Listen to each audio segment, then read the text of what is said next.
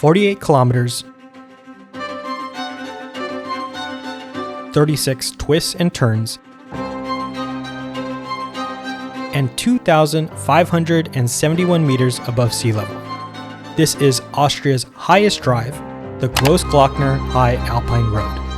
On its official website, it's described as one of the loveliest excursions and panoramic roads in the world. And after driving it myself, I can confirm that this is a drive of a lifetime.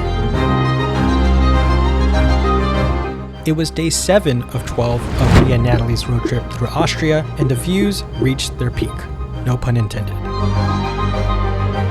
In this video, I'm going to share 3 must-see spots, including a look at the largest glacier of the Eastern Alps, a hike that'll make you feel like you've been dropped in the middle of Iceland, and an incredible vista point of Austria's tallest mountain, Grossglockner.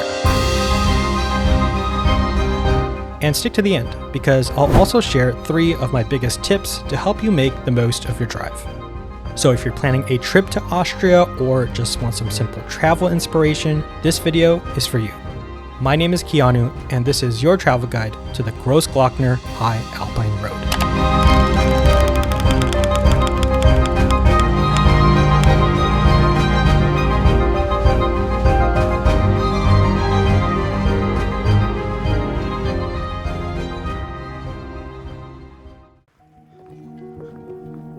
We started our day in Berchtesgaden, Germany. The day before, we explored Berchtesgaden National Park. I made a whole video on it, highlighting a beautiful alpine hike that you can check out in the corner above or description below. The drive from Berchtesgaden to the entrance of the Grossglockner High Alpine Road was about an hour and a half. And by the way, if you need a rental car like we did for this road trip, then I highly recommend booking from discovercars.com. This is not a sponsored post, I just think their site is very easy to use. Feel free to book it with the link in the description below. The entrance is near the town of Fuchs. This is where you'll pay the entrance fee. We paid 45 euros for a day ticket. You can check out this website here for all the details about ticket prices and hours of operation for the Grossglockner Road.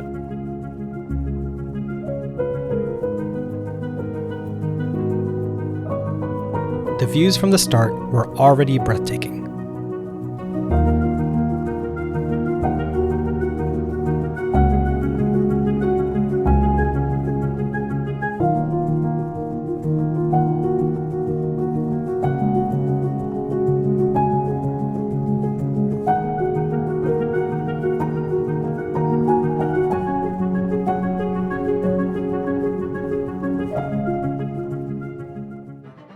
Stop number 1, Kaiser Franz Josefs Hohe. This is the main observation deck at Grossglockner. Here you can find a souvenir shop, a restaurant, and a vista point of the Pasterze Glacier.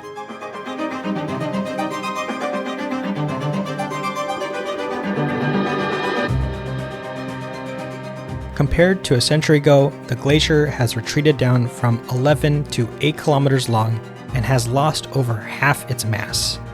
Sadly, it's anticipated that the glacier will be completely melted in the next 45 to 50 years.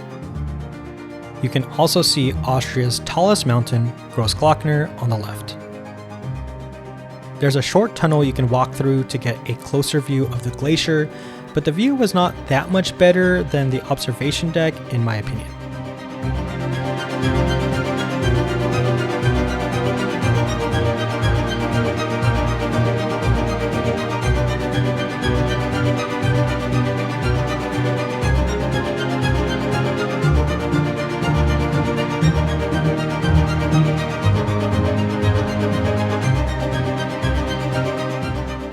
Originally, we were going to do a 6-mile hike that also passes by the Pasterze Glacier and another lake, but we were pressed for time, so it was probably better to get here earlier than arrive at noon like us.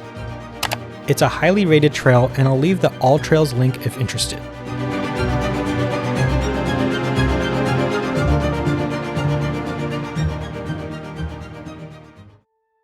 Stop number 2, Nassfeldspeicher. This is an unassuming lake that's easy to miss, and you shouldn't miss it because it was by far our favorite spot.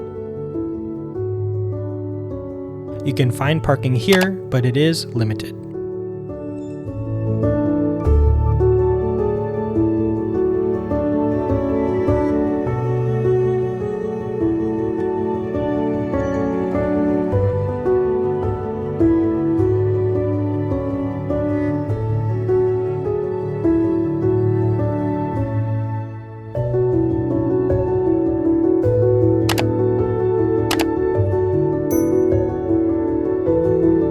Just a short hike away is Nassfeld Wasserfall.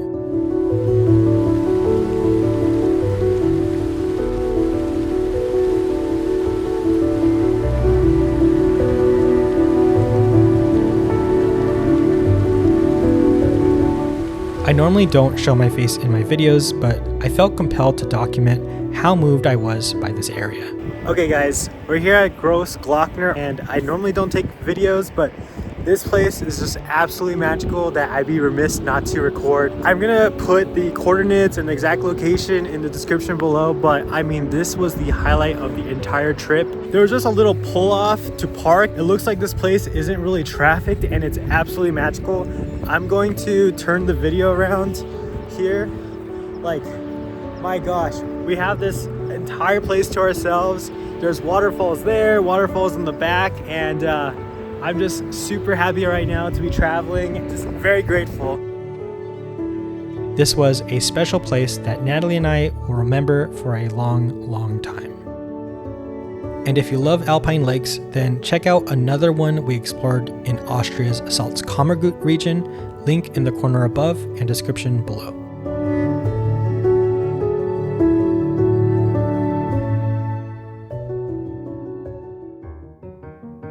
Stop number 3, Edelweissspitze.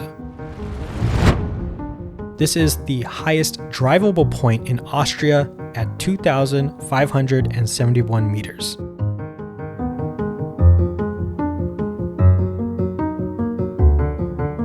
You'll have to take a rather narrow road to reach the top that can get a little tricky. This is arguably the best viewpoint of the Grossglockner High Alpine Road since it's the highest.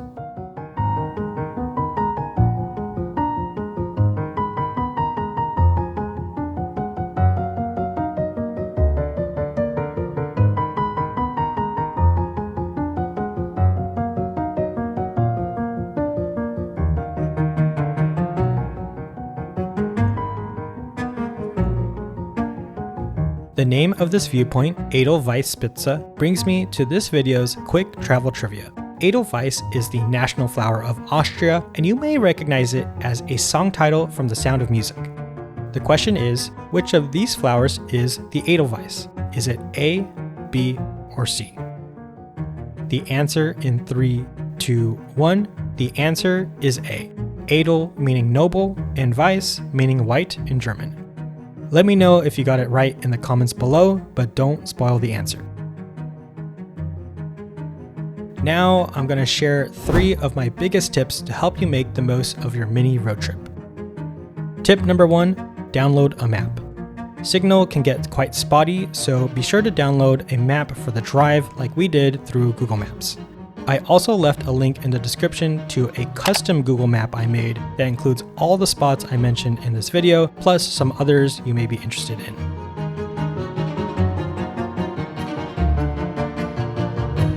Tip number 2, go on a guided tour.